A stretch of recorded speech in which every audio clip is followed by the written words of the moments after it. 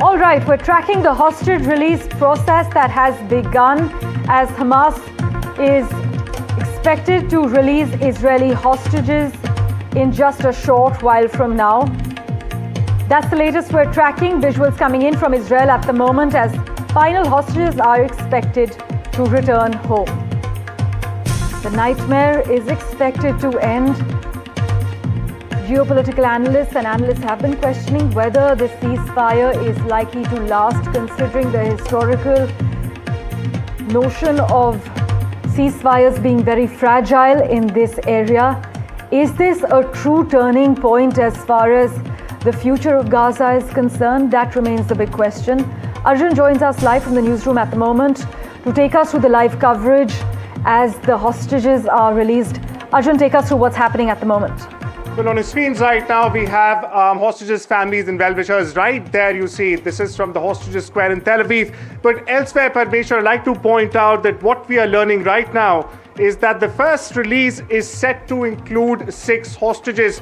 That's right, out of the 20 living hostages, we're just picking up right now, and the news is breaking on your channel, NDTV, before anyone else, that the first set of hostages will be 6 living hostages released by Hamas, and that is about to happen any moment now. Meanwhile, PM Benjamin and his wife Sarah Netanyahu are also penning handwritten notes for the soon-to-be released hostages. We're giving to understand that the hostages will be released from 3 locations by Hamas.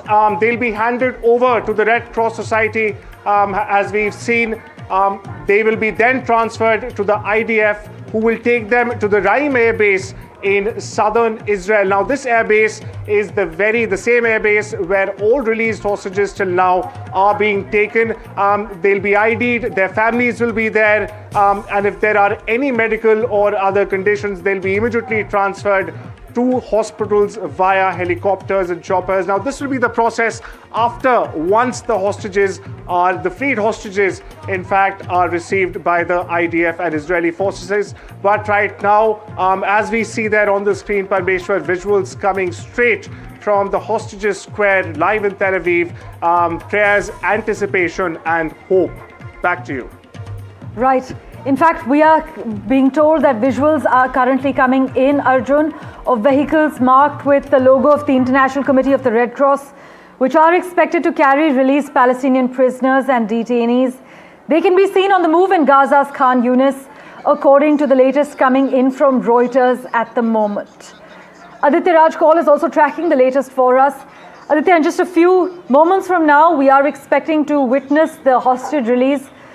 Take us, meanwhile, through the specific elements that are part of Trump's proposed Gaza peace plan, and whether the formal document has been released yet, and whether it's being adhered to, what both parties are saying regarding that.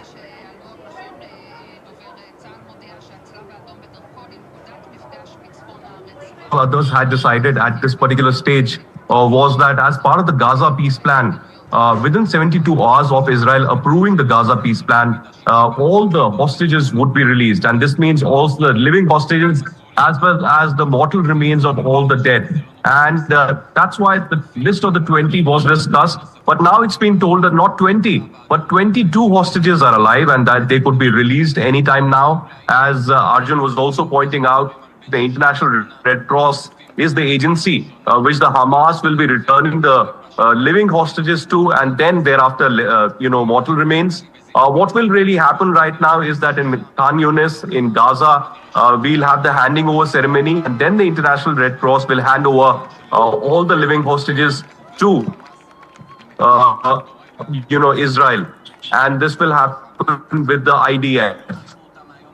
And at this particular stage, of course, we are waiting for them. Thereafter, there would be side by side the release of the prisoners, close to 2,000 prisoners that will also eventually happen, the Palestinian prisoners. Some of them are very dreaded terrorists of the Hamas who are responsible for several bomb attacks, terror attacks and massacres of the Israeli citizens. But a big day, really. There are a lot of preparations that have happened. The Israeli Air Force is on standby for the evacuation process of all the hostages that will be taking place.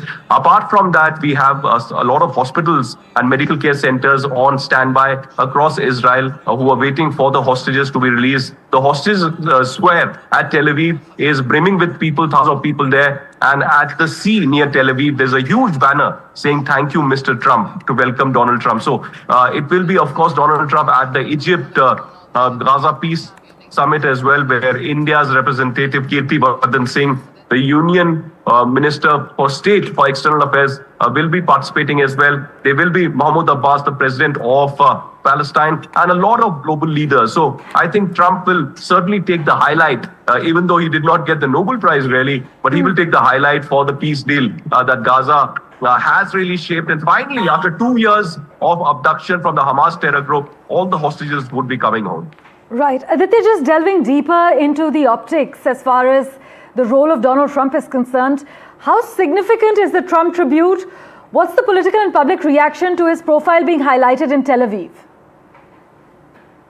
Well, it is quite significant. I think Trump has had a very incredible role in settling this kind of a crisis in the Middle East. You know, it was 2 years ago on 7th of October 2023 in a terror attack. Israel.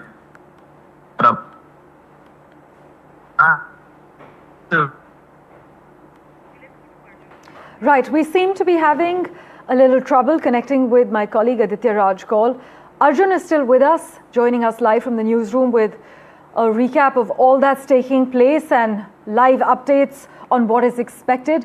Arjun, can you take us through the mood at the Tel Aviv beach at the moment? What are the families of the hostages expecting? What are they saying in their latest sound bites? Give us a sense of the mood currently.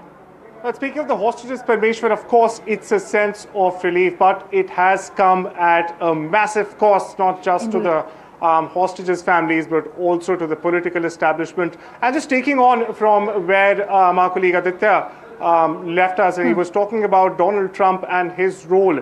Now, very interestingly, Parmeshwar, the hostage release, the entire timing has been very, very carefully choreographed.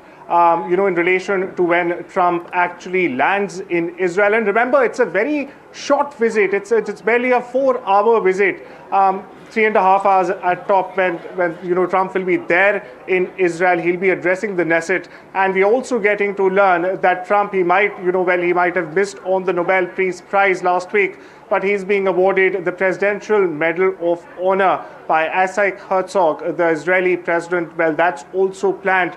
Apart from that, of course, the latest that we are picking up is that the first set of Israeli hostages to be released will be a set of 6 hostages. And as Aditya was rightly pointing out, they will be the exchange between Hamas and the Red Cross will take place at Khan Yunis, after which the IDF will transport these freed hostages to the Raim Air Base in southern Israel, where they will meet their families. There'll be also a quick ID check and a verification. After that, they will be airlift and transported to hospitals for further medical care. Back to you.